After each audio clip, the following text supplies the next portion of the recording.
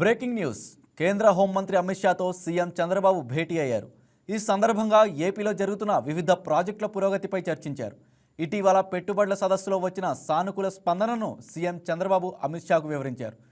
ఏపీలోని రాజకీయ పరిణామాలపై భేటీలో ప్రస్తావించారు. అనంతరం క్రెడై కాన్క్లేవ్లో ముఖ్యమంత్రి చంద్రబాబు పాల్గొన్నారు.